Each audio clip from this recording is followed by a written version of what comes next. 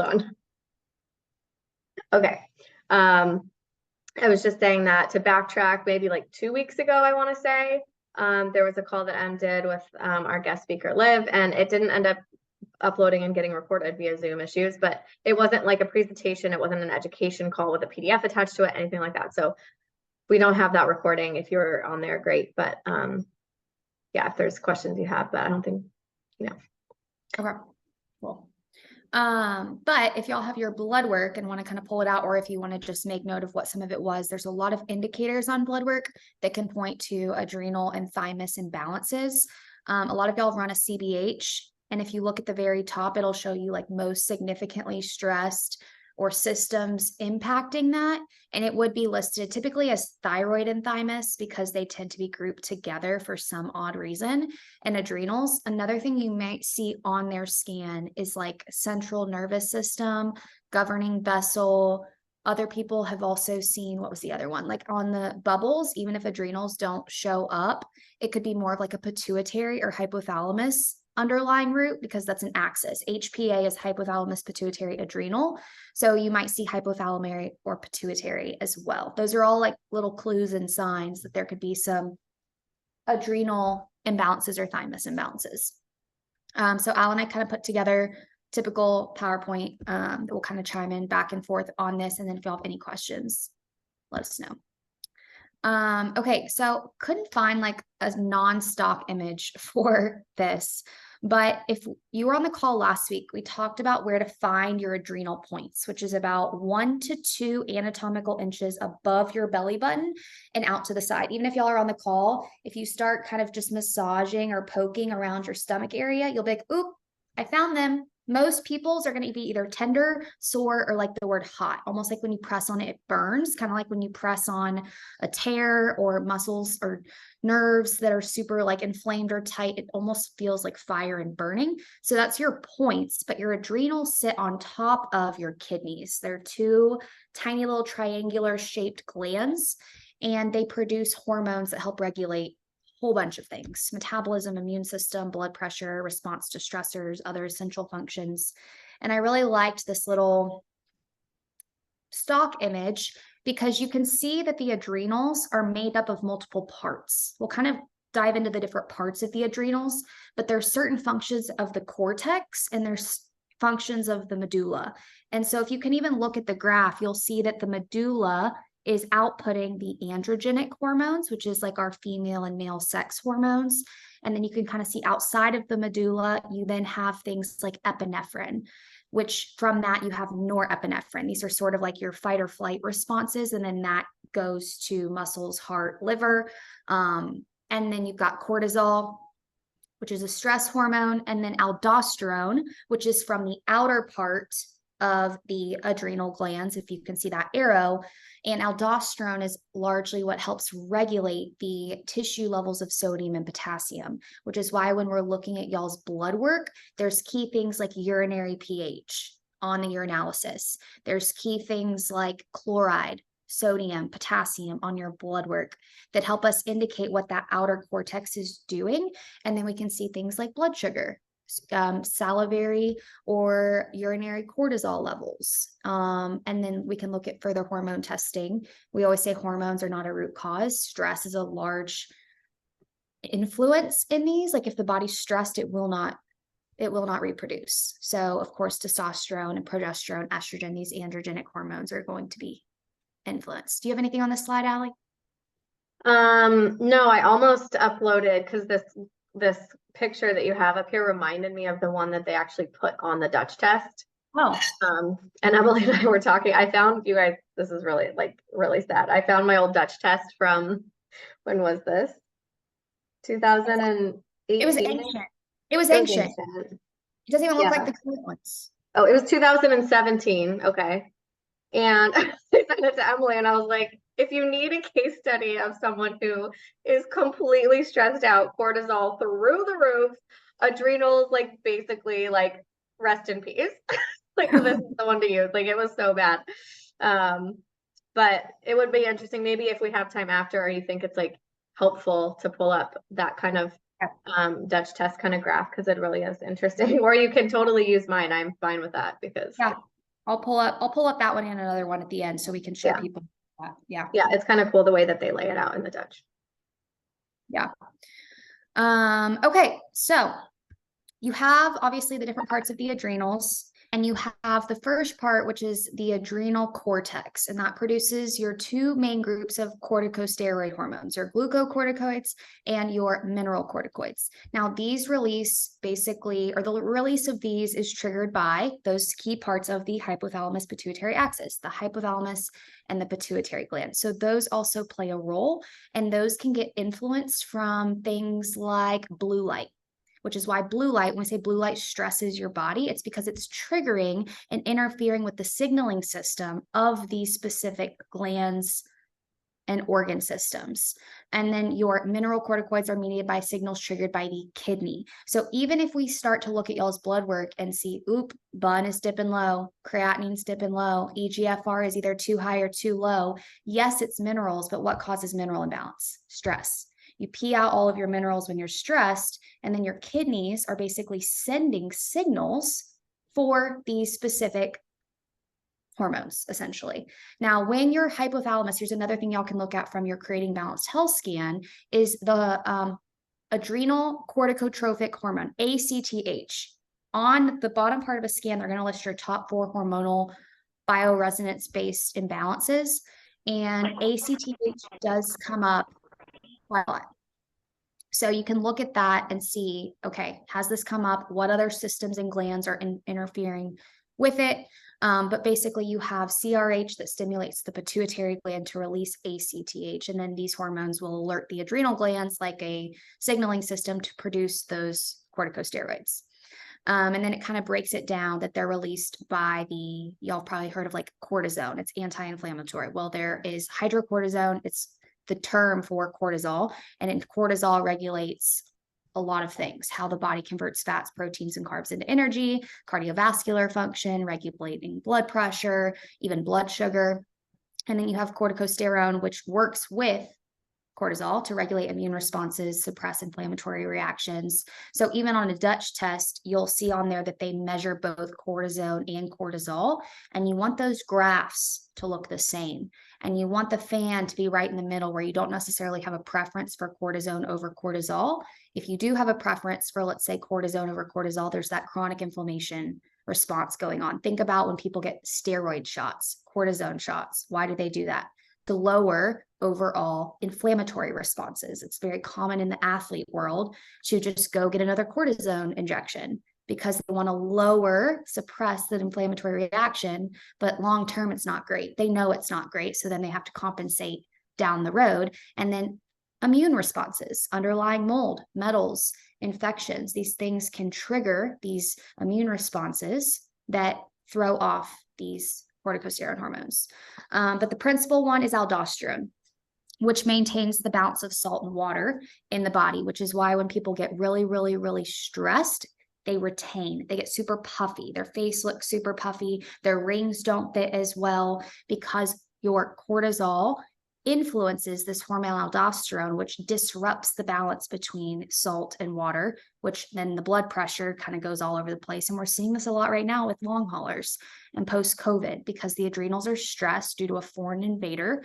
Aldosterone is basically released. It interferes with the right balance of salt, water, and potassium. And then people have heart arrhythmias, palpitations, hypertension, or it tanks the other direction and goes more of like hypotension.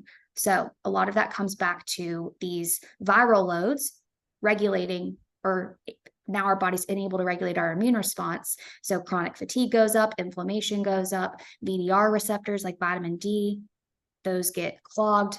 And then now all of our minerals go out of whack, out of funk. And then you have the adrenal medulla. So these do not perform any vital functions. You don't necessarily need it to live. But it is still important. So the hormones of your adrenal medulla are released after the sympathetic nervous system is stimulated.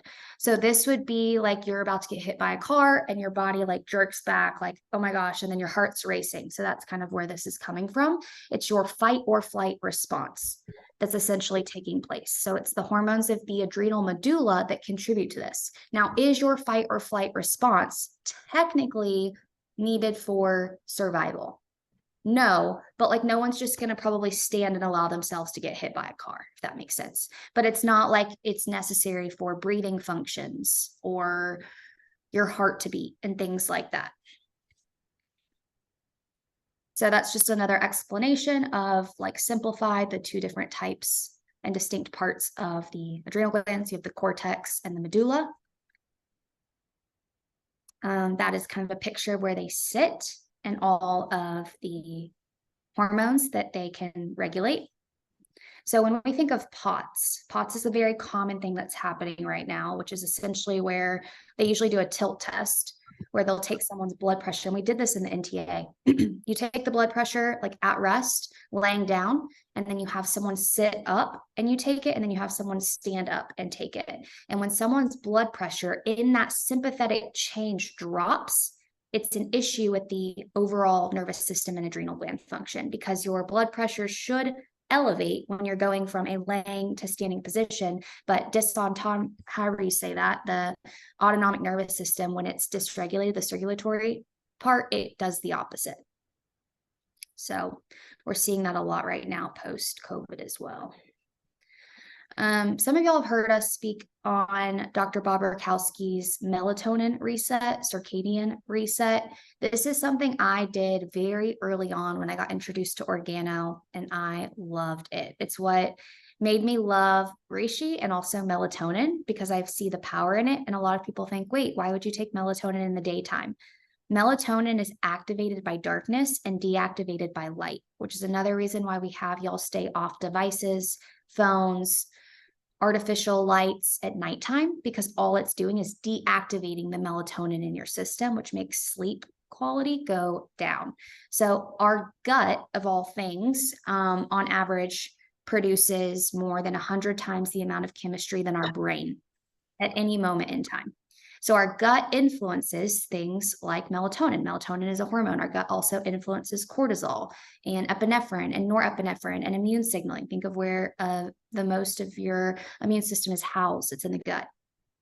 So 400 times higher level melatonin is produced in the gut versus the brain. A lot of people only focus on the brain, but the gut is just as important. This is another reason why you don't want to have a big meal or alcohol right before bed, because your gut and your digestive system is going to spend time digesting versus producing things like melatonin. So the receptors reside in the adrenal cortex. So your melatonin and cortisol, and I have a graph I'll show y'all here in a second, they're opposites of one another. So they prevent the pituitary drive of cortisol. That's why I love melatonin so much, even if someone doesn't have sleep problems. So Dr. Rakowski, as a therapy in his practice, and he's done this for years and years and years, puts his patients on hourly doses every waking hour of the day, 1 milligram of high quality liquid melatonin. He uses the Numedica brand, but I like Quicksilver the best. It's the most pure. They have one that offers 1 milligram, and the half-life of melatonin is only about an hour.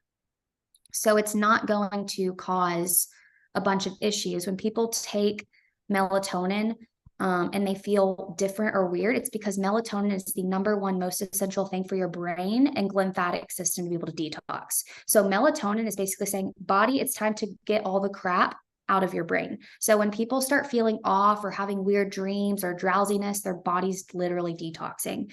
They used up to anywhere from 800 milligrams to, I think, like 5,000 milligrams from an IV perspective in the hospital with certain cancer and COVID patients, and it brought them out of the funk of it. So I personally love melatonin. There's no feedback loop.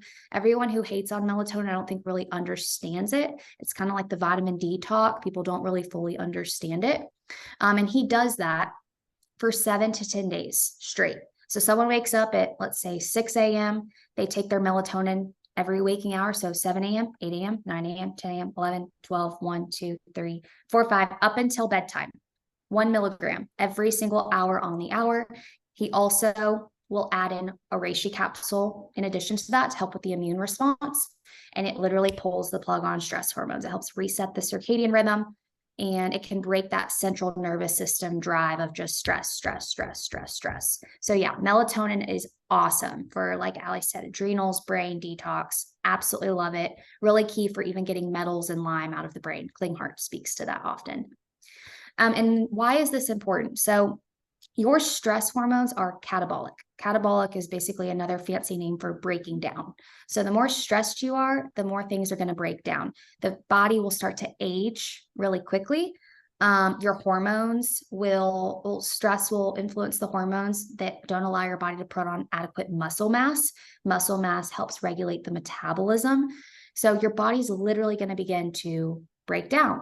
And stress hormones are not just the stress from I feel stressed. When you look at like the elderly population, they have a lifetime where some of them have built up metal toxicity. They've lived in moldy homes for a very, very long time, and they're very depleted, right? Like I look at my grandparents and my heart breaks, they're very, very depleted. My grandma had to have a quad bypass heart surgery, and because all of her minerals are off from all these things that have triggered it ongoing. And I think she's doing better now, but has like neuropathy now because they had to pull stuff from her leg. Anyways, sleep is one of the most anabolic things we can do. And most people, I'm telling y'all, most people don't sleep enough.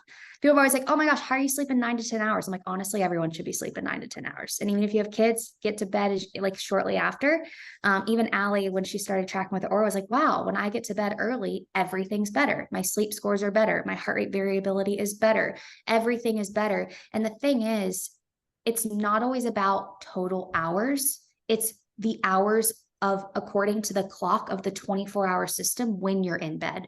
So there are essential hours that happen before like 11 p.m. that are key for the body in an anabolic perspective, key for detox, key for these specific things. And then there's key times in the wee morning hours that are absolutely essential as well. So you have deep sleep and REM sleep, and kind of the middle of the night is almost like the least important hours, to be perfectly honest with you, from like 12, 1, 2, 3, 4.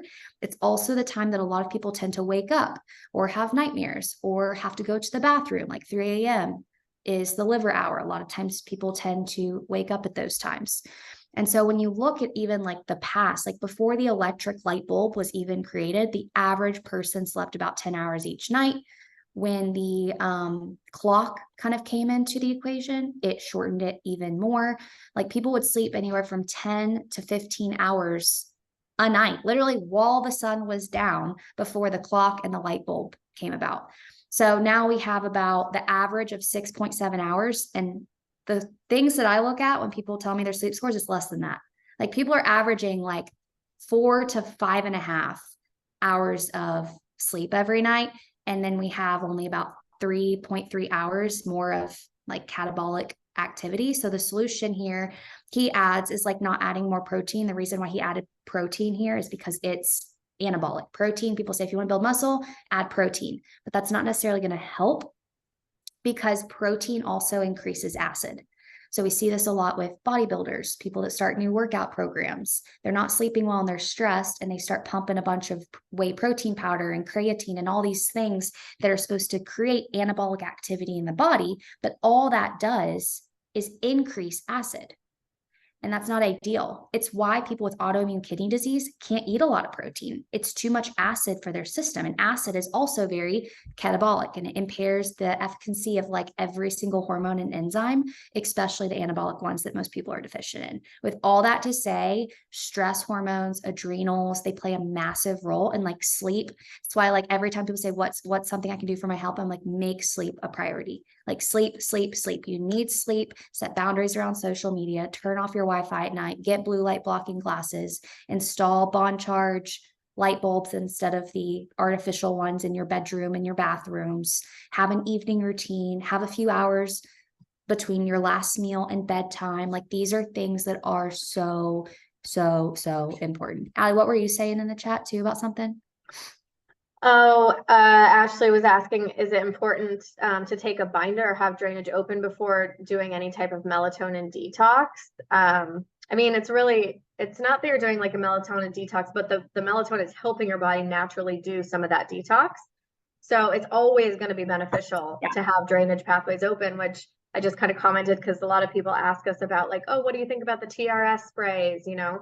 And the issue with most of that, there's, maybe that's a whole other conversation with like whether we like zeolites or not. But the main issue that I always think about is like people who don't know anything about anything are just taking that because they're thinking, oh, it's going to detox the brain, it's going to get metals out of the brain. But really, a lot of the times that stuff can recirculate if your body is not open to having, all of your drainage already set up. And so it's like Joe Schmo on the street is like, oh, some influencer told me about TRS and I did it without literally doing anything else. No gut stuff, no bowel move. So yes, it's always important to have foundations before you do any type of detox, even if it's your body just naturally doing detox. Yeah, no, for sure. Absolutely.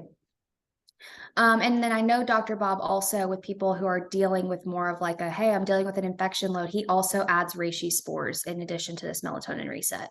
So it's a combination of the melatonin and the reishi together. And he's done that for a very, very, very long time. Yeah. And then which makes sense.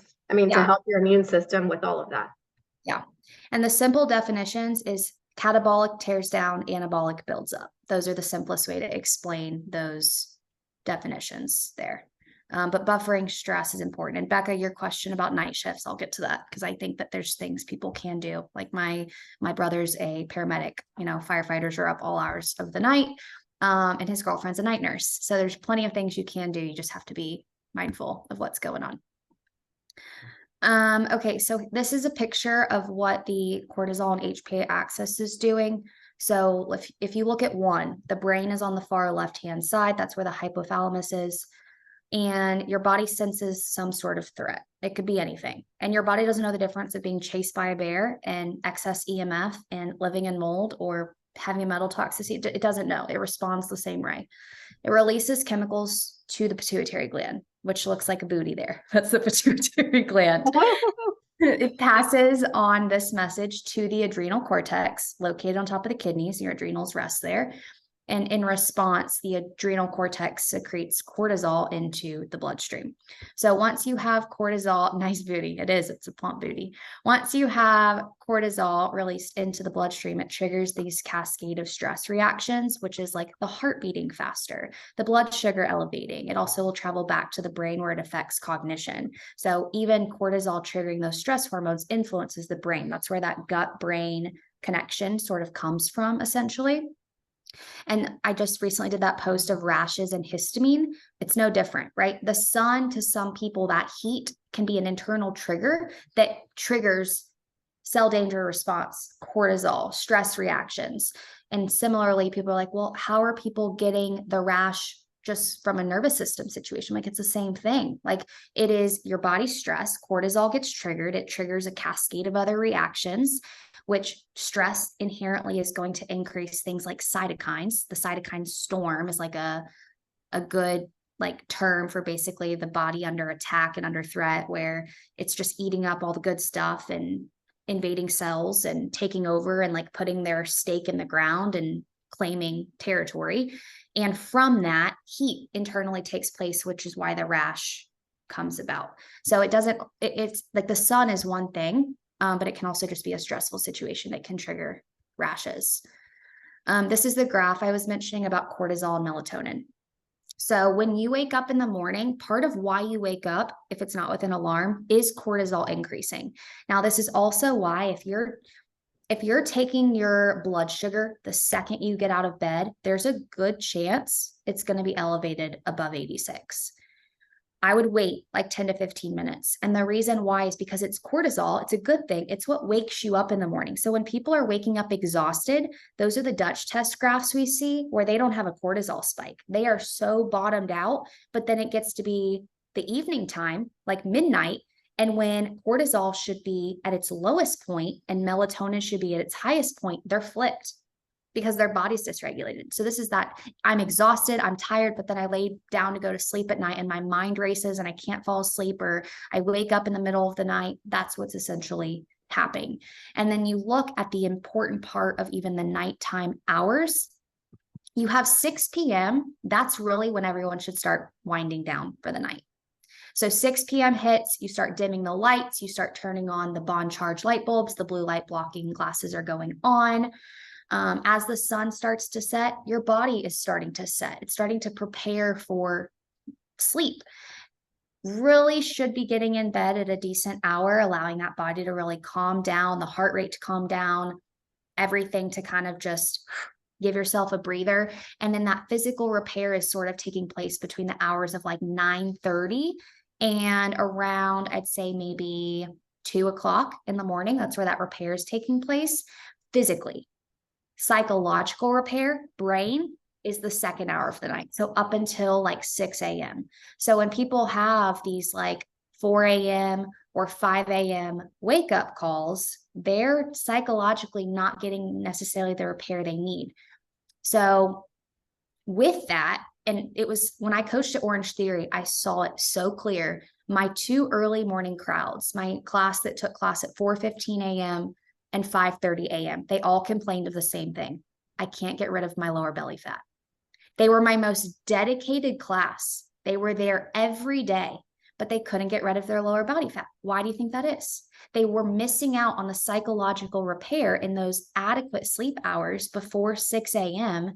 And that is essential to keeping your stress hormones balanced and cortisol balanced. Absolutely essential. And so I told some of them, I want you to, with your work schedule, even if you hate it, try to come at our lunch hour or come in the afternoon hour. And what do you think happened after a few months? Their cortisol belly went away. So those are just little things of like our culture has shifted and gotten people to think of like, well, I have to wake up at 4 a.m. and 5 a.m. because I have to be at work by this certain hour. That's because that was what our culture made things to be. That's not how things used to be back in the day. They rose with the sun. They had a long morning that was available to them and their family. They were able to make breakfast, sit down, take things slower, not be rushed, get to work, at a fairly decent hour, work not probably a 9 to 5, because if some of y'all that work 9 to 5, so like I could get my work done outside of this 9 to 5. I don't need this many hours in a day to get my work done, but it's like a hyper focused, hyper management thing. And so unfortunately, that's the reality. Now, when it comes to night shift workers, they're going to be flopped. Unfortunately, they're going to be flopped. So the people who are night nurses, I tell them like, you need to have a blackout room in your house, because a lot of them, like they just work like 3 to 4 days out of the week and it's all night shifts. And so their daytime is their sleep time. So their biological clock is just flipped. I mean, it makes things difficult, but that's just, it is what it is. And so like, they're going to need like the lamps that start to mimic the sun when they set a timer where that's starting to come up and wake them up for technically their night shift. And then in the daytime, like they're going to have to sleep and black out their room and optimize all the functions of that. I also have a lot of people utilizing reishi and melatonin who are night nurses for this reason. And then people who work really, really late shifts, they're just going to have to be very mindful of catching up on sleep or taking naps in other parts that they can, and then really optimizing their physical and psychological repair in the morning hours. So those are some things that are really, really important. And yes, so getting to bed at a decent hour, 9:30 to 6 a.m. is really great for sleep cycles. If people can get in bed by 8:45 to 9, that's awesome. The clients that I have that get to bed even earlier and sleep the longest, like I literally look at them and I'm like, they glow. Like they literally glow because they're getting so much repair. So much repair. It's when the brain drains, it's when the lymphatic system's cleansed out. Everything happens when we sleep. So if someone did nothing else and only optimized their sleep cycle, they would notice a ton of benefits. So signs and symptoms for adrenal issues. There's a lot here, but quick to frustration is a big one, just on edge, short fuse.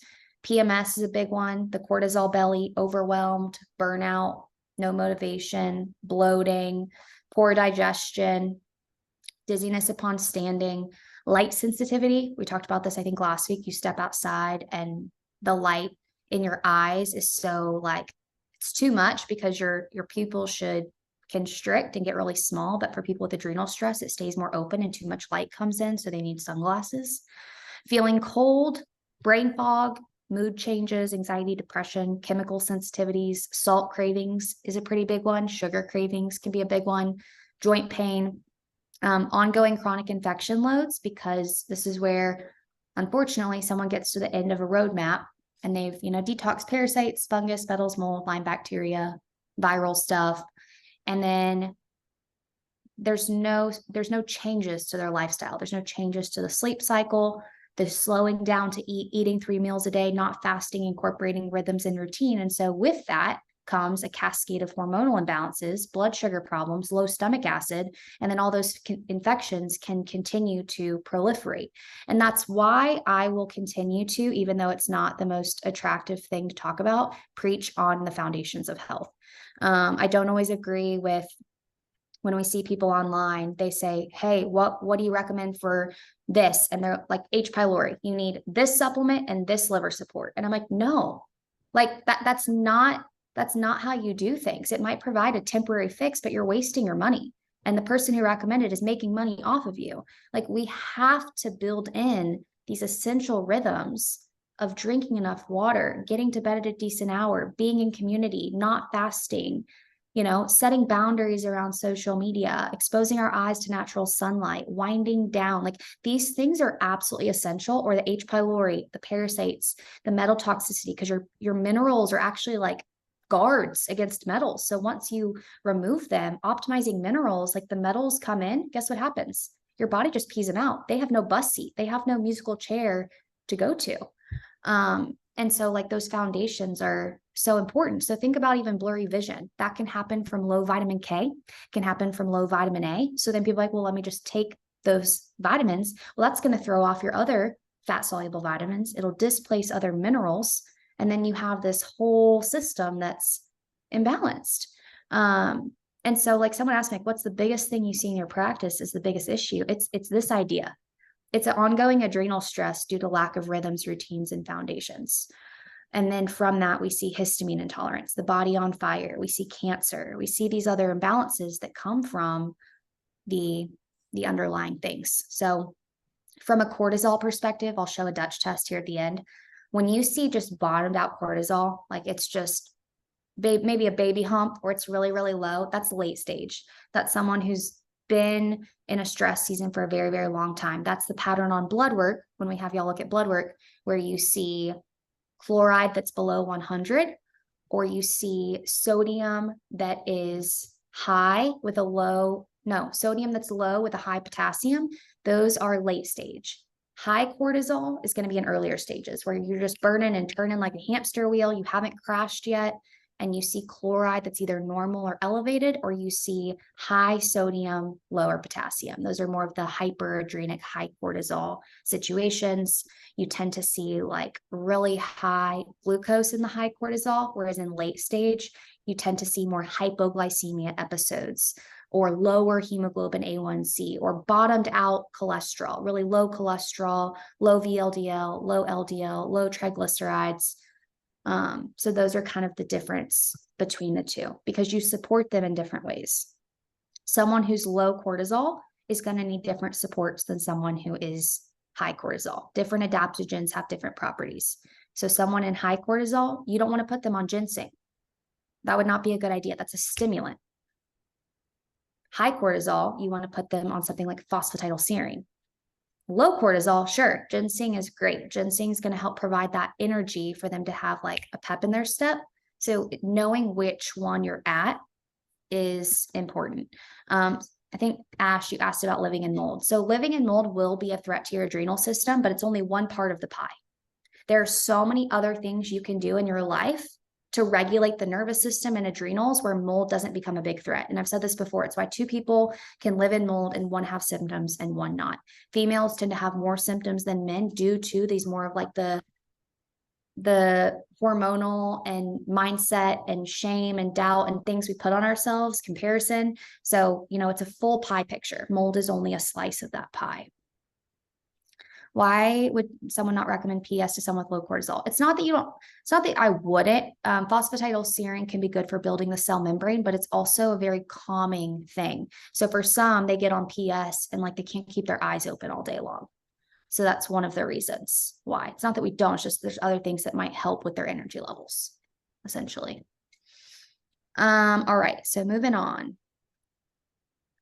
Metals are going to have a really big impact on your mitochondria. I know we've talked about heavy metals in the past, and that will react with the amount of oxygen that's in the mitochondria, which leads to free radicals. Free radicals then increase inflammation and they cause cell danger or damage to the cell, deterioration of that cell membrane wall. They also bind to things like selenium and sulfur in the tissues, which is why then if you can optimize digestion and eat sulfur-rich vegetables. Now, we have some people in our group that can't due to sulfur intolerance or imbalances, so we have to get creative. But flooding the body with nutrients as almost a protective barrier from these heavy metals that can enter into the mitochondria. Virtually every antioxidant producing enzyme typically has selenium and sulfur in it. It's also why our newest supplement has selenium in it, because most people don't get enough. Most people do not have a T3 uptake of 28 or above. And if you don't have an uptake of 28 or above, then you're going to have an imbalance with the thyroid. And essential thyroid function is needed for activating the mitochondria and balancing cortisol levels. It's like really, really, really important. So here's the mold situation. Living in mold, history of multiple chronic infections. Those will also tank the mitochondria, but also deplete nutrients. So when people say, what can I do while I'm living in mold? Flood the body with nutrients, tons of vitamins and minerals and antioxidants and healthy food, and avoiding inflammatory foods and processed foods, and getting sunshine. Like all these things will actually help build up the mitochondria to fight off some of these threats. So nutrients are absolutely essential. And then EMF. EMF is a big, big, big threat. It decreases cell membrane function. I love the study where they said when someone held up the phone to their ear, like I really don't like to ever hold my phone to my ear. It's pretty much always on speaker. 7-minute phone call to the ear activated Epstein-Barr virus. So when we can, like the worst wireless headphones, those need to just go. Do not use wireless headphones. Wire them. Turn your airplane mode on and turn your phone off while you sleep if you can. I pretty much always keep my Wi-Fi and Bluetooth on my phone off if I'm holding it. Do not hold your phone while it's charging. If I did a thing on that where you hold up the EMF measure to the phone while it's charging, it's way, way, way, way higher. Same thing goes for computers. So try to not be on your computer while it's charging, unplug it. And then you can also incorporate like EMF mitigators and things. These are really one thing to add to that. There's a really good account if you guys don't follow it. It's called Tech Wellness. And she talks a lot about how to reduce EMF. And she actually just did, it was like, I don't even know, maybe like 2 weeks ago, a reel on even if your phone is off, it can still emit EMF because there's a switch or like a cellular data switch. If you go, she has a whole reel on how to turn it off. So I went in there and followed directions, and you turn off the, it's something having to do with the Find My Phone feature, that if that's switched on, then it can still emit EMF even if your phone is off, which I was like, wow, okay, interesting. Yeah. But I think it's why they say don't have devices in the bedroom for that reason. Yeah. I mean, but airplane mode should be able, or should be better than anything, right? Even than turning it off. Cause I don't turn my phone off, but I have, it on airplane mode, or like I have my, sticker on here, things like that's on my computer too. Yeah. I think someone asked for that website. Tech Wellness. I think that's for Instagram. Tech Wellness, cool.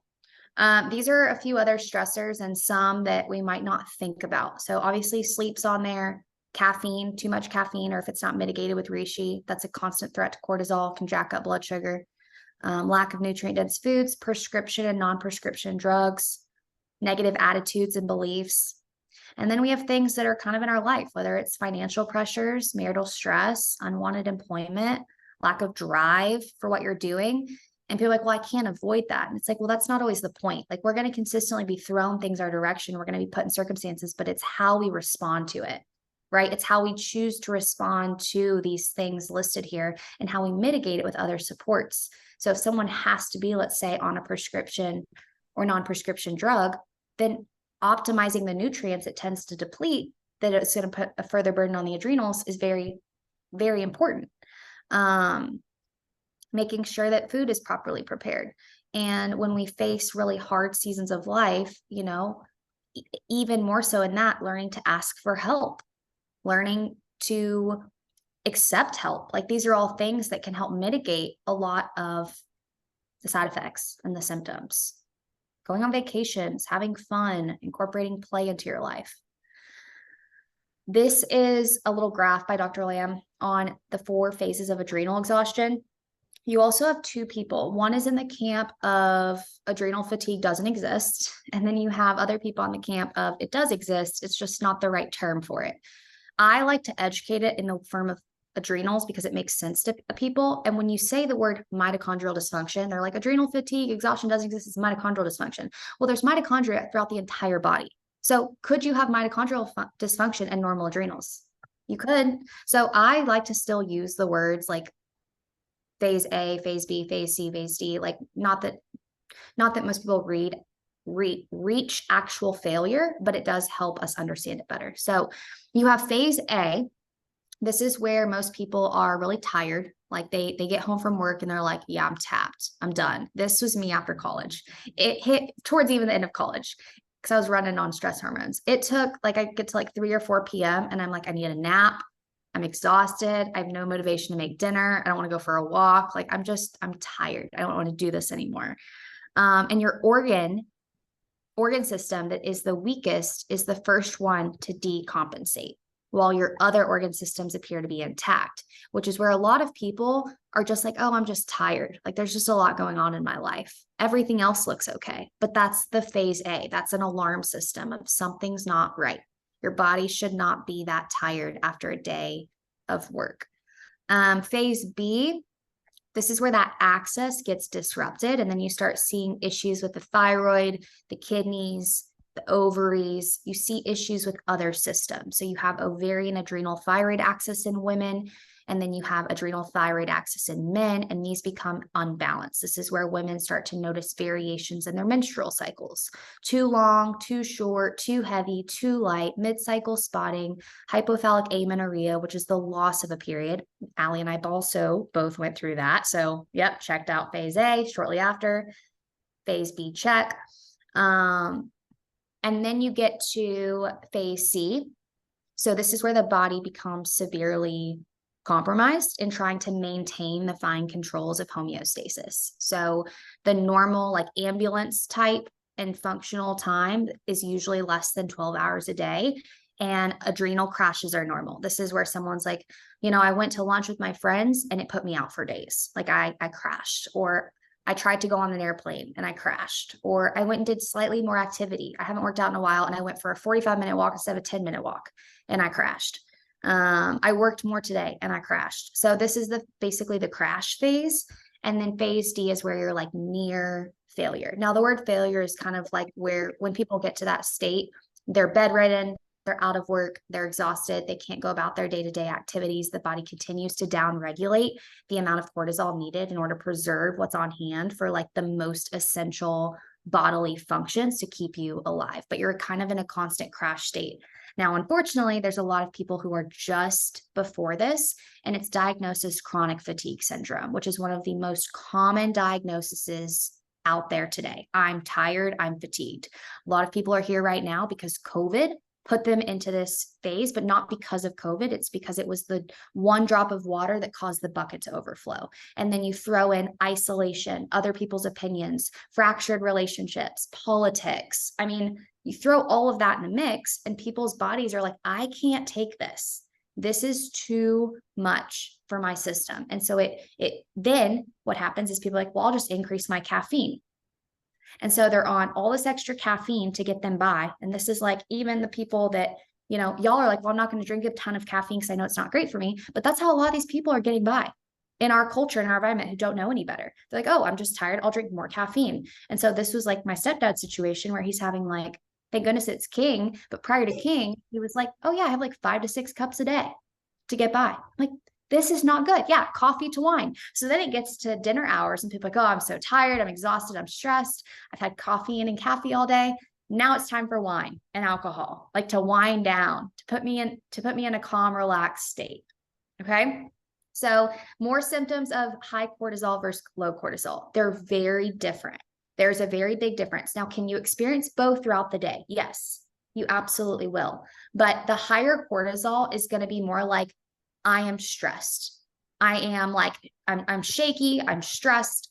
I know something's not right. Like sometimes people feel really good in a high cortisol state. I had a conversation with someone lately and they said, when I fast in the morning and I don't eat and it gets to like 2, 3 p.m. before I've had a meal, I'm running around, I'm doing errands, I'm able to work out, I'm feeling awesome. I'm like, you're running on high cortisol. Eventually, you're going to crash. Eventually, you're going to get to low cortisol because the body's not meant to run on that. You have to build in rhythms of rest, but there's then insomnia, sleep disturbances, low HRV values, tired and wired, infertility, PMS, menstrual irregularities, food cravings, sugar cravings, salt cravings, irritability, anger, loss of muscle mass, heart palpitations, high blood pressure, high blood sugar, insulin resistance. And then the higher it goes, the steeper it falls. So then you have the shakiness or lightheadedness if a meal is missed. People tend to get frequent colds, flus, don't recover well, libido's tanked, headaches, hair loss. All these things are high cortisol. And then when that goes on for too long, you shift to the bottomed out low cortisol. A Dutch test can paint this picture really well. And that's where you start experiencing like the aches, the pains, the depression, the low feelings, the fatigue, the I don't want to do anything. You still have some food cravings to get you that dopamine hit, but like sluggishness, inability to work out, slow functioning cognition and memory, chemical sensitivity, the blood pressure starts to dip, dizziness upon standing. So those are the differences between the two. And then one thing I would add too is like, I mean, you look at that graph, if you could say anything as like a root cause, we always talk about a lot of these things are like side effects, like thyroid imbalances is a side effect, adrenal exhaustion is a side effect. However, there's a huge portion of people where actually the adrenal and that stress exhaustion, that can be the root cause for people. Yep. And then what happens is your body doesn't have an immune system to basically fight for yourself. And so then you are open to becoming more susceptible to pathogens and viruses and other things. And those then become your root causes, where really, like, that's where I feel like, you know, Emily and I probably both, like, this was, and for a lot of people too, everyone's chiming in being like, yes, that was me, that was me. So it's like, when you push your body so far and you do it because you're also younger, you think you can get away with it, you don't know enough, it's fine, I'll bounce back. And then all of a sudden you have this cascade of everything. So it's like, in some ways, I really do feel like the adrenal stuff is a root cause until it's not. And then also like infertility and things like I mentioned, you know, this could be a huge reason why, you know, people have issues trying to conceive when there's just so much stress, like coming from like your body and your, you know, potential environment and job. And it's not your fault. It just sometimes is what it is. But then the other stressors come after that because you've opened, it's like parasites, you know, your gut is a mess, you have low HCl, it could have fought the parasite, but now it can't. Yep, that's so true. I know. I think stress is probably the deepest rooted thing. And for some people, what happens when you have a stressful birth? Like immediately, like they're using the forceps to go in and you're like, you know, immediately in a chronically high stress state, or you're raised in a stressful environment. Like that all influences the way you do things. And then, like you said, the sports, like these kids nowadays, I'm like, these kids are going to burn out before they even get to college. Like this is way more than what even I did. And it burned me out. Like they're playing like 3 or 4 sports. They have like 2 to 3 practices a day, no rest days. They're traveling every weekend. I'm like, you're 10. I know. I was talking to a friend. She was like, he has soccer 2 days a week. I'm like, he's 6. Like, when does he eat dinner? Yeah. You know, practice and things are like, I mean, you guys have older kids that can be like, yes, I don't, but like, I don't understand. Like, how do you, and as the mom or the parent doing all of this, like, how do you prioritize? Like, that would stress me out to be like, okay, so you're telling me I have to prepare dinner basically like in the morning, because by the time I get home running my kids around, like, it's just a recipe for disaster. I don't understand. Yeah. Nakona, I love that. And I think that like some parents feel bad for doing that, saying like our kids get one extracurricular. That's something my mentor taught me, is it's like, you're not hindering your kids, you're helping them by doing that. Because when you throw them in all of these extracurriculars, you're like, I want to expose them to all of it. You're going to burn them out. Like they're going to burn out. They're going to be so overwhelmed. You throw school in the mix, the devices in the mix that they're on all day in classrooms without sunshine. It's throwing off their circadian rhythm. So they're not getting that psychological repair while they sleep, you know, and then classrooms are so EMF heavy. So it's just a constant stress. And we wonder why illness and toxicity is just climbing through the roof, and why honestly I'm struggling with things that are being posted on social media right now for ways to balance the body, and it's going to come back. Like, I'm like, that's not going to work long term. Yeah. You have to focus on these foundations and basics. Like, a boundary is setting boundaries around, you have one extracurricular. Like, that's healthy. That's a good thing. Yeah. Turning off devices at a certain time every single night. Like, those are such important things. Like, when we say building in rhythms and routines, that's an important thing. Yeah. Very important thing. Was talking to like a lot of moms and parents like this past week, if you guys saw my social media recently, but I was talking about, you know, everything that we've gone through with like my oldest son. And there's so many parents, mostly in like his class in his school, because he's in class in the morning for only 3 hours. But then these parents that I talk to, we just like couldn't be more opposite of anything. So I don't really talk to them very much.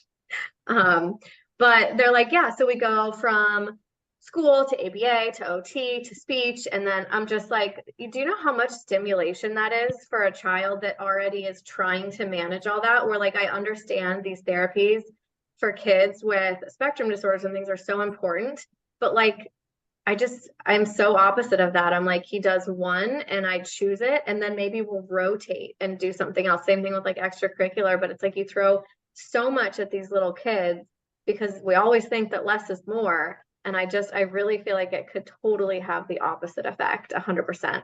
It's just like, yeah. Or it's like supplements. It really is like supplementation and protocols. It's like, okay, yeah, you could take one of everything, but what's your body going to do? Shut down. I don't know what you want me to do. How do I prioritize? That's why we only use a little amount of protocols and supplements at a time. Yeah. So important. Yeah. So kind of bringing in this slide with blood work on identifying it. Symptoms, if we go back to that symptom slide, like if you can check off some of these symptoms, then there's adrenal.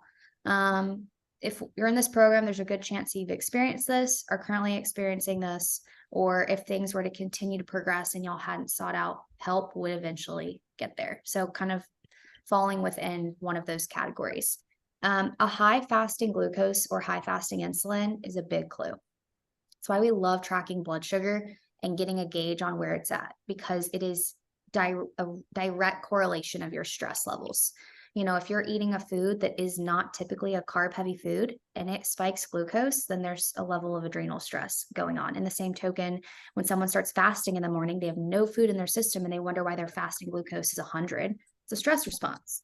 The body is going to create glucose because it's like, I'm stressed. I need energy. Like, I've got to fight whatever this bear is. I need fuel for that. Those adrenal points, they may be sore, tender, or hot, like the 1 to 2-ish anatomical inches up and out from the belly button. Looking at a Aura Ring score, low HRV, possible low REM sleep. You really want about 1 to 2 hours of that. I saw Jamie even post on our Instagram, and this is me too. Like, when I go to bed at later hours and I don't, incorporate like dinner at a decent hour, then I don't get as much quality sleep. My REM sleep is compromised. My deep sleep is compromised. My HRV is a little bit lower. So it does definitely influence that. Looking at the thyroid, low or high TSH. So everyone always says, oh, a low TSH is hyperthyroid. I don't see that very often, unless you see T4, T3 uptake also in the hyperthyroid category. Usually it's still a signaling issue with the pituitary and adrenals. So even if that TSH is below 1.5, it's still sort of an adrenal or cortisol imbalance. And then free T3 is also a really notorious indicator, because obviously if stress is high, it puts the liver in a tough spot and then it can't convert T4 to T3. Same thing with the gut. Think of melatonin. If cortisol is high, melatonin's low, that will continue to cause inflammation. And then we don't have that conversion that takes place even in the gut. Sodium, potassium, we kind of already talked about that, the seesaw pattern, chloride. Even on an HTMA, you may see like low levels of sodium, potassium. And then you might see on an HTMA calcium that's a little bit too high due to the aldosterone imbalances and the calcification and all of that. And then you've also got on a Dutch test, there's really cool markers called HVA and VMA. And these can help point to the breakdown of things like adrenaline, norepinephrine, epinephrine, dopamine. You can also look at just your estrogen in general and see if there's excess estrogen. That's naturally going to create a higher stress response. It measures total DHEA and DHEAS. And all of these things help us figure out, is the body under a bit of stress from the breakdown of these nutrients? So adrenal support wise, having an evening and morning routine going to the same time of bedtime every night is really, really important if possible, aiming for at least 8 hours of sleep, daily calming habits and routines. This can be different for everybody. That's why I didn't list like under that category specific things, but everything kind of listed below it are options, whether that's breath work, mouth taping, setting boundaries and priorities. As a parent, you're going to naturally have less stress levels if you're not taking your kid to 4 different extracurricular activities and ones that end at 10 p.m. at night. That's a boundary. That's a priority that you've set for you and your family. Making sure that when y'all are at dinner, phones are, like, I love when I go to certain people's houses and they're like, all right, phones down, and everyone turns their phone down. And everyone's at the dinner table and they're present and they're having meaningful conversation and they're slow to eat their food. And that's part of their rhythms and routines. Balancing blood sugar, exercising smart and not overdoing it. When I do too much exercise or cardio, like I can instantly tell a difference. My blood sugar gets thrown off. My face starts to get puffy from the aldosterone shifts and the sodium retention. And then if I don't do enough, same thing, like walking, so helpful. If nothing else, just walking. Eating well and enough, avoiding fasting, especially with adrenal stress, limiting caffeine. If you're going to have caffeine and you're in a stress state, adding more reishi spores to it can help modulate it. Our stress control and other adrenal adaptogens can be great. Vagus nerve, parasympathetic nervous system support, Wi-Fi, device exposure, reducing that. Adrenal cocktails, I would do the low sugar recipe. I'm not going to recommend that any of y'all do 8 ounces of orange juice because it's a recipe for disaster when it comes to blood sugar. Apps, like some of the people's scores are like 180. I'm like, this is not helpful. This is not helpful. Adding sea salt and water, more thing on eating enough. And then teas are a really thing y'all can incorporate. Holy basil, lavender, licorice. I grabbed this just for our cults, but there it is, this brand, and there's no plastic. It's called Otia's. It's biodegradable. This is their organic sleep well. They also have one that's like chill, calm well. There's one called Hemp Dude. And like using teas because they're in their natural form can be really helpful for the adrenals. So this one's got like chamomile and ginger, orange peel, licorice, peppermint. So that can be helpful too. What was the brand of? It's OTs, capital OTs. It's at Sprouts. Okay. And it's biodegradable bags, no plastic, plastic free. I really like it. They instruct you how to make it. Yeah, taking shoes off at the door. That's a good one. I saw this mat. I'm sure everyone's seen this, but it was like on Pinterest, but it was like this doormat that was like, take your shoes off at the door or kids lick the floor. Oh my goodness, but that's true. And I've been like super, super adamant about that. Now the baby's like crawling all over the floors, like more so like scooting his body all over the floor. I'm like, shoes off, everyone shoes off. Yep. Smart. Taking shoes off at the door. Someone in this group, if you need a business venture, you'll need to figure out a way where like when you come in the house, there's some sort of area or a mat that you just put the bottoms of your shoes and it's like a conveyor belt and it cleans them. Yeah. Someone come up with that.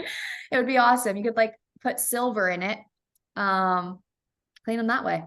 Because I'll do that too. If I want to wear my shoes, I have my little silver towels and I'll wet them and I'll clean the bottom of them and spray them down, so Yeah. our shoes, our shoes go in public bathrooms. It's pretty nasty. Like I instantly, like, I'm like, I just got back from the airport. I took them off in the garage. I put on different shoes. I'm like, I'm not wearing that in my house. It's a terrible idea. Yeah, everyone needs house slippers. I just bought house socks because even with soles of the bottom, I feel like I accidentally walk outside or I'm like in the garage. I'm like, gosh, I have my shoes on. So I just bought socks on Amazon. But I was like, there's a whole bin now that we have that are just in-house socks For for use. Yeah, that's helpful. Always socks or slippers. Outside slippers are good too. Yeah, I got to go take out the trash, get the mail. Yep. Okay, more rest, play, joy, blue light blockers, supporting mitochondria in the cell. Sauna can be a really good way to decrease cortisol levels while increasing serotonin. Just make sure you replenish. Just that relaxation in your muscle can help. Quick thing about food. So surprisingly, I was looking into this. I'm like, this can't be true. It's true. So if people don't eat meat, they actually have to live a less stressful life, or they're going to have to continuously supplement with adaptogens if they're in a stressful season. And part of the reason why is because your good sources of cholesterol come from animal protein, and those are essential for hormone balance. So yes, your liver makes cholesterol, but most people's livers are already so overtaxed from xenoestrogens, chemtrails, glyphosate, all the things. And so all, what? And L-tyrosine. Yes. Yep. Because L-tyrosine will help lower stress, and it's like your happy, like, mood hormone, and that is a very, very crucial amino acid in a lot of meat. I heard that today, and I was like, well, that makes sense. And it's helpful for the thyroid, L-tyrosine. Yep. And lowers depression. Yeah, all the things. So those can only be consumed from animal sources. So if people are like, yeah, I just all of a sudden feel like I am more stressed, I've been on a plant-based vegan diet for X number of years, then that can be why. And then I found this little chart. It's not from a study, but they took kind of a result, I think, from participants who had enrolled in a summer 2021 session of someone's like adrenal transformation program. So just wanted to make that clear that this was like a self-guided study from this person, thyroidpharmacist.com, not like a PubMed study. Just wanted y'all to know that. But she found the most helpful adrenal strategies. And I find it hilarious that it's the things we literally talk to about all the time. 91% of people who found it most helpful, balancing blood sugar. I 100% agree, because it's every time that blood sugar is out of range, it's a constant threat to your cortisol and adrenal levels. Staying hydrated, changing the diet, simplifying, self-compassion, exercise, healing movements, setting intentions, decommitting, optimizing sleep, starting supplements. Look how far down that list is. Very, very far down that list. Gratitude journaling, shifting through patterns and beliefs, and setting boundaries. So yeah, I looked at that and I would agree with that. Would 100% agree with those interventions. I'd probably add sunshine to the list, supporting your body with like eating well, chewing your food well, breath work. But I think that is probably a very good assessment for adrenals. Okay, so we'll move on to thymus. I know I want to be respectful of y'all's time. It's 5:26. Thymus is not as in-depth as adrenals. And if y'all have to go, we'll finish recording this with the Dutch test little breakdown. And yeah, okay. So thymus is kind of right here on your body. Sort of in between your lungs. If you find your thyroid and sort of go down the trachea, it's about right there. So this is part of your lymphatic system. Yep. And it often gets forgotten about. So the thymus is known as the forgotten gland. That's like the name it's termed as. Should we thump it? So thumping the thymus can help. That's our last slide. Yeah. Last slide that I added. Yeah. So it is very important for its function for balancing the immune system. That's probably the number one most important thing of the thymus, is a balanced immune system. So in that, it protects the body from foreign invaders, like the ones on this list. So your T cells that are produced from it are also capable of identifying and attacking cancer cells, which is really important. So we often hear about the thyroid. That's what's responsible for regulating metabolism. But your thymus produces thymosin, and that's what helps transform white blood cells or lymphocytes into your T cells. So once the T cells are mature, they move to your lymph nodes and help support the immune system. So from a blood work perspective, white blood cells that are out of range or lymphocytes that are creeping up towards the top or towards the bottom can indicate thymus dysfunction, which makes sense when we talk about the patterns of chronic viral. You see elevated neutrophils, low lymphocytes. Chronic bacterial, you see elevated lymphocytes, low neutrophils. And I was talking with Dr. Ozzie about this too. And like, we've been seeing both of those patterns and the ratio getting just more broad ever since COVID, because it's like such a attack on the immune system, which allows underlying viral loads to come to the surface, underlying mycotoxin loads, underlying parasitic loads, underlying Lyme disease, bacterial loads, kind of rooting their ugly heads, staph, strep, all the things. And then our entire body's like, like I can't attack all of these invaders. There's too much. It also has several parts. So your structure of the thymus is here to the right. You obviously have cortex, medulla, there's capsules, different parts of it, and too few T cells. If you don't have enough, that can lead to immunodeficiency, which will increase susceptibility to chronic illness, or you can have too many T cells. This is where we see autoimmune disease. So like with kids who get diagnosed with autoimmune disease very, very young, and people ask, well, what is the root of it?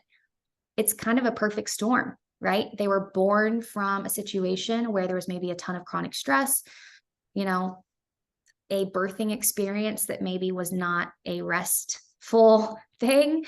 And then maybe their bucket was overflowed, right? Like we know things that can pass from parents to babies through the placenta and through utero.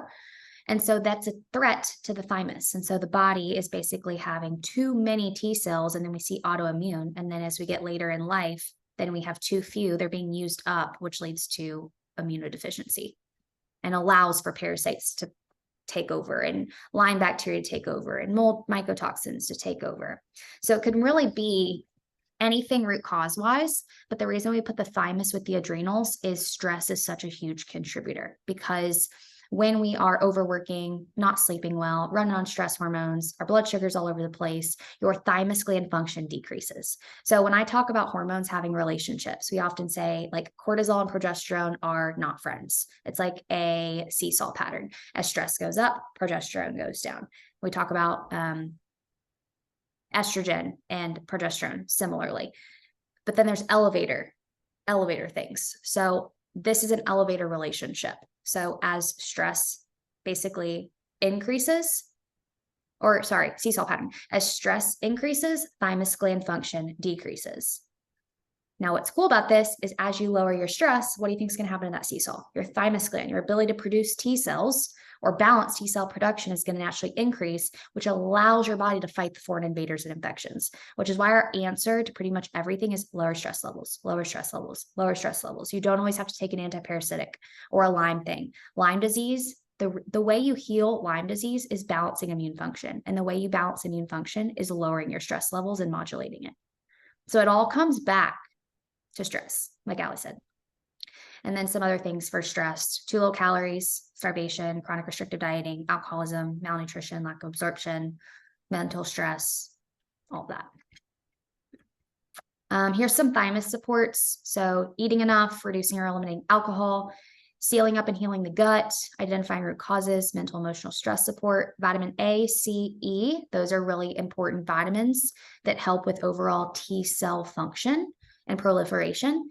Zinc can actually help restore thymus activity, but we don't want to supplement it with it unless we know there's a true zinc deficiency, and we want to make sure that we're also bringing in other nutrients that it can lower, right? If you take zinc exclusively, it can lower things like copper and iron. So we need to explore that. Iron, copper, selenium, B vitamins. So those are all nutrients that are needed for the thymus. You could also take a thymus glandular. That is a possibility, but I would start with probably nutrients first. You want to speak to this slide, Al? Sure. So I was watching a lymphatic video, I don't know why or when, but at some point recently, and where you can start is even, and we've talked about this, even just like dry brushing our things, but doing this basically because the thymus is a part of your lymphatic system in a whole. So even starting by kind of activating that or thumping or tapping basically stimulates the immune system, kind of gives it a boost. And really what it's doing is it's helping like release white blood cells. So what's like the first marker on your blood cell or your blood work that we always look at is almost WBC, you know, so having that white blood cell count, that is like a good indicator of, okay, too high, meaning more acute, like you're currently fighting something, sickness, whatever. Lower WBC can be chronic, autoimmune. It's been going on a long time. So just kind of starting here. You can use your fingertips and then basically tap down about like 2 to 3 inches along your sternum, like between your kind of like breasts or like bone here. And do this for like 15 to 20 seconds. Breathing, all about breathing, oxygenation, kind of like that combo can help your immune system like upregulate in a good way. So we're kind of creating and helping. We talk about those like fighter T cells and things like that, where you want a good balance of them. So that can help stimulate your immune system and also your lymphatic system. Yeah, super cool. Okay, I'm gonna do a new share. I want to show y'all 2 examples. I'm gonna show you one of my best friend's Dutch tests, and then I'm gonna show you Allie's. Okay, I'm excited about this personally because I just found it and I didn't know where it was, and I was like, oh, this is gold. It Like is laughable, but I I need to haven't find. really looked too much at it. Okay, so the one I'm about to show y'all, one of my best friends, love her so much.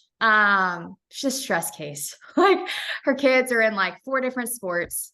Homegirl's working 5 different jobs, like dieting off the wazoo. Love her so much. But like, I wanted her to get a Dutch test for this reason. Look at her cortisol. Like this is a perfect example. Where is it? You don't see it?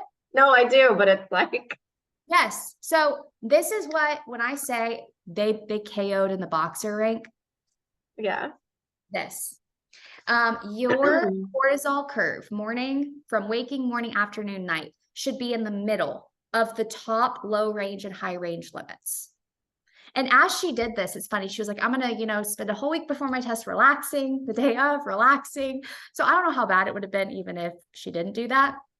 But I was like, you are bottomed out. And this is why she's exhausted. Like she has no cortisol. And that's why cortisol is not necessarily bad. It just needs to be balanced. Like this is a byproduct of chronic stress for the past 39 years of her life. Just one thing after another. So obviously she has a low 24-hour free, a low metabolized cortisol across the board. And then, of course, from that, she has no estrogen, no progesterone, no testosterone, because cortisol is a precursor to a lot of these things with cholesterol and steroid synthesis. So anyways, that's that example. Allie's, this test looks so different. It's old. So from how it looks now. It looks so different from how it was before. Okay, there we go. So this was in 2017, to paint a picture for you so it's understandable. Is I was probably working out like 5 days a week, spinning hot yoga at 6 a.m. And then I would go to work and be there at 8. And then I would work until 5:36, like a normal person. I was working either I think I was at an architecture firm doing interior design work where we had deadlines all the time. Things were like, but I was like, this is great. This is great. This is good to show. Right. Like Allie went through a period of time, and I did too. And I guarantee if I would have done it in this season, mine would have looked the same, where we were running on stress hormones, working out too much, intermittent fasting, probably not eating enough to compensate. And so if you look at her waking value, it's like her body wasn't signaling to make cortisol because the psychological repair wasn't happening. It was like, no, I need you to rest. I need you to rest. I need you to rest. And then there's the waking value where it's like time for coffee, time for a workout, time for a fasted workout. And you shoot to the stars. That morning value in the morning, you shoot. And this is the most common pattern we tend to see. This is called tired and wired, where you wake up tired, you shoot to the stars, and your body tries to self-regulate. So you experience an afternoon crash, which hers isn't as low as I even thought it would be, maybe because of more caffeine. And then your body's like, ooh, I have all this adrenaline running through my body. Let's spike. And if you look at her night value, she's way too high.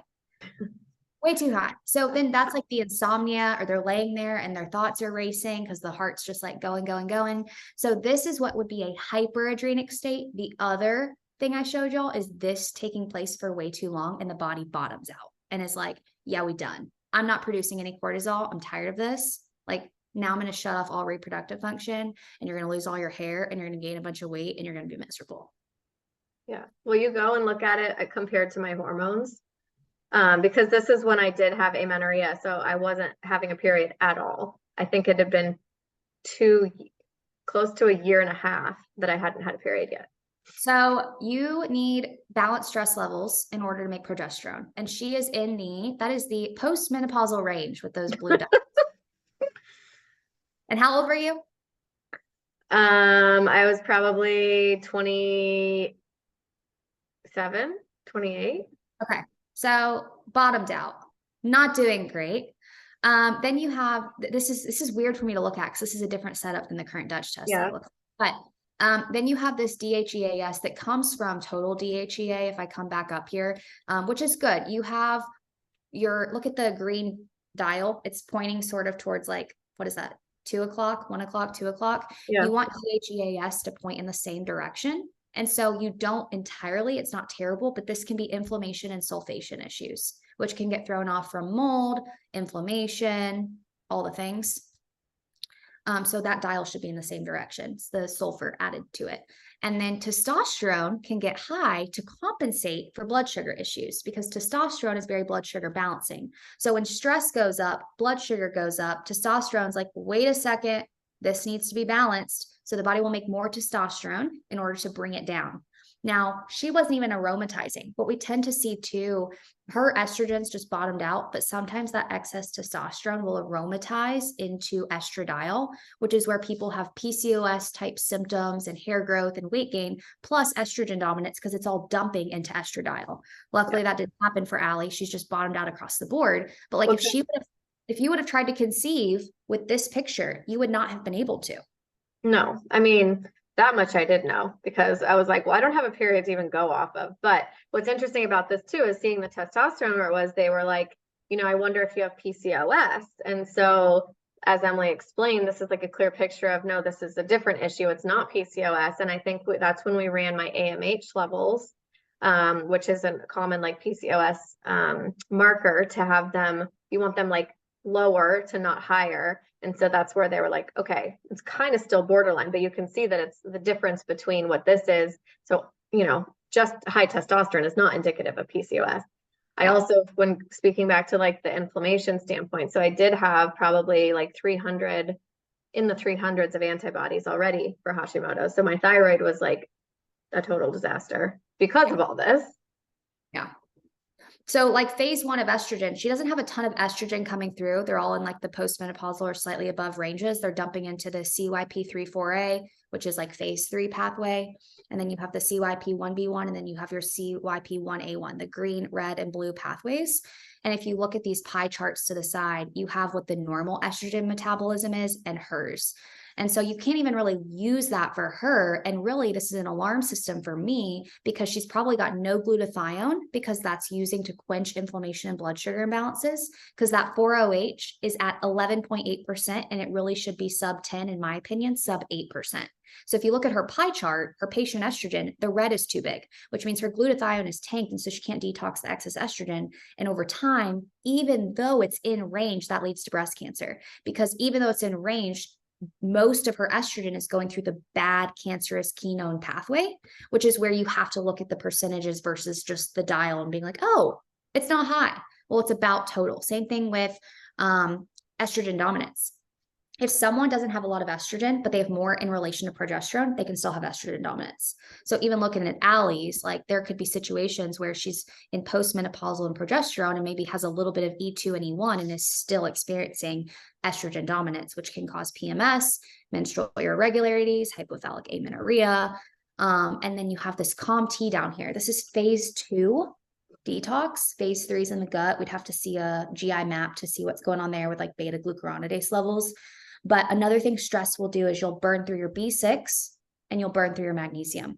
So if you burn through your B6, you can't retain magnesium. And if you don't have magnesium, you can't fuel this COMT enzyme. And if you don't have the COMT enzyme, you won't methylate. So when you look at her fan over here for methylation activity, it's in the empty, low methylation activity, which means she can't detoxify in her phase 2 liver detox. So then the gut can then say, awesome, beta glucuronidase levels are elevated because we're getting backed up here. And then candida can grow, yeast can grow, SIBO can happen, cortisol belly can happen. More estrogen dominance can happen. But the answer to all of this was not, let's go kill parasites. Let's not go after it. It was take a breather, stop exercising like a psycho person, stop fasting, eat more food, digest your food well. Like that is the solution to all of this. She did that and Allie got pregnant. Yeah.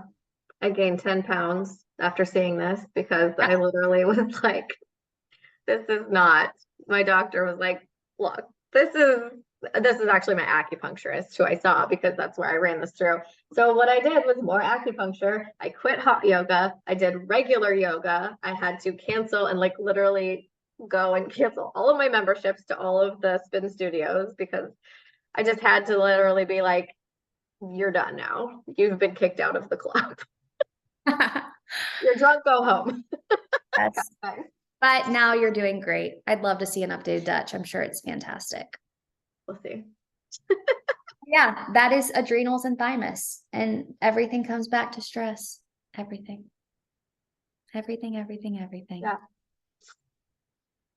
Truly does. Well, that was fun. Yeah. Y'all have any other questions on that? Lots of info. I heard someone say like, I want to run one of these. And so, I mean, yes, they are really interesting. They are fun to look at. But again, remember, only when, like, we didn't have to do that test for me to know what I needed to do. Like, me just telling someone what I was doing could have been enough to be like, yes, you should stop doing all the things and address the stress. I didn't need to see it on paper, but that's why we always say, yes, you can totally do it, but make sure you're at a good place, like in your, you know, protocol and everything else. And maybe we've done a lot of stuff and then run it and kind of see where we're at. I think it's like, we just ordered it, but I think it's like 300. So it's not a cheap test. It's not a cheap test, but you can run like one of the tests you can run. Oh, I found one of my old ones. I want y'all to see this. Ooh, this is right off birth control. You can do ones where it's just like the screen of the estrogen, progesterone, testosterone, and they don't run all the extra stuff and it's cheaper. So there are variations of the Dutch test where some aren't as expensive. Okay, this was December 8th of 2019. Is this the one that you sent me? Do you remember? Yes. Yeah. Yeah. Emily sent this to me and I was working in a doctor's office and I was like, okay, we need to like break this down because I think we are both kind of like, we know it, we don't really know it. Someone else look at this. But I remember looking at this. So my cortisol levels were not crazy because I had implemented a ton of stuff in 2018, but I was still not in a great place because you can tell right away from my testosterone and estradiol that I was like making way too many bad hormones. So this testosterone is obviously way too heavy. That dumps into your 5-alpha and 5-beta types of your androgenic hormones. And then all that testosterone from my blood sugar being total crap was dumping into and aromatizing into this estradiol and estrone. And so my 4-OH pathway was backed up, 2-OH was backed up, not methylating properly because I didn't have sufficient B6 or magnesium. And all of that was backed up. And then that's why then candida, metals, all these things are able to continue because your liver can't detox properly. So I was trying to look up my most recent one. Everything's in range now except for that progesterone because I had to get on bioidentical from John Kim, of all people. We had him on as a guest speaker, said that all my head traumas and concussions was prohibiting my body from making progesterone. So we got on bioidentical, life-changing. But I would not do it if you don't see these levels first.